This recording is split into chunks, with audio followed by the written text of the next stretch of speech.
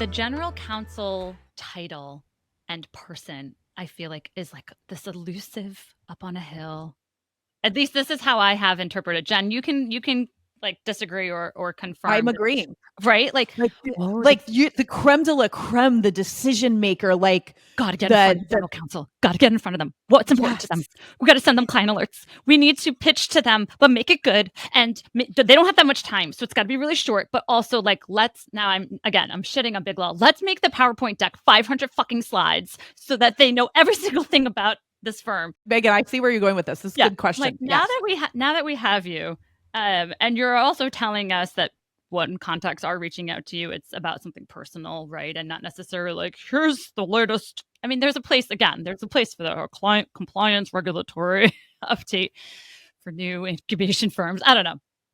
What is important to you if you are hiring outside counsel? Maybe I don't know where the company falls in terms of how big or how small or what you're hiring, but I'm sure there are times where you have to hire people for a second look or something. What is important to you? We want to know what is important to you as a general counsel when you're going to make those kinds of decisions. Yeah, absolutely. We're definitely hiring people. We are across cyber, healthcare, national security, and venture capital. And I am not expert enough in all of those things to do it on my own, nor is my team. So, there's certain things that are table stakes that I almost don't even need to say. I need them to be responsive, even though we're a smaller client. I need them to, know the law. I need them to, have either reasonable rates or find a way to be really, really efficient. I will pay more for somebody who's going to get, great results quickly. But then on top of that, I think it's really valuable when they understand kind of like the business landscape. So they need to understand our business on some level, at least a basic level, I think is more my team's role to be able to fill the gaps with them on the depth. But then the landscape well enough to come up with creative legal solutions. Because if the question is simple, I'm not calling them. We're coming up with it ourselves, or we're looking it up on Westlaw or whatever. But I really value kind of like creative, business-minded thinking and solutions-oriented lawyering. People joke about in-house legal departments being the department of no. There is nothing more frustrating as a client than paying somebody thousands of dollars to just come back with no. Right. Like, you can tell me my proposal doesn't work, but what do I do instead? Right. Or like, don't charge me for that time because it's really annoying. I spent 3 hours looking into this and no. Like, you're like, now what? Yeah. Yeah. And you're like, and I'm not paying for the associate editing at 2:00 in the morning in their bed.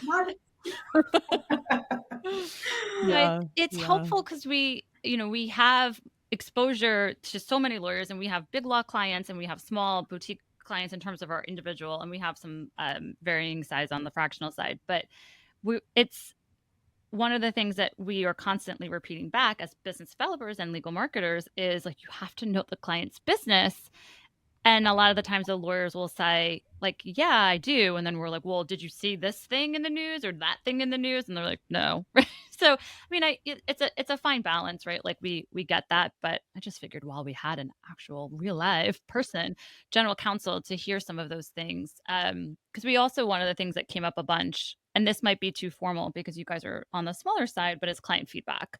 And not to take this like completely, this interview to a completely different path, but like general counsels historically have said, like, we want them to come to us and ask, we want to tell you how you're doing, but no one is asking us. Like, do firms ask you, like, how are we doing so far?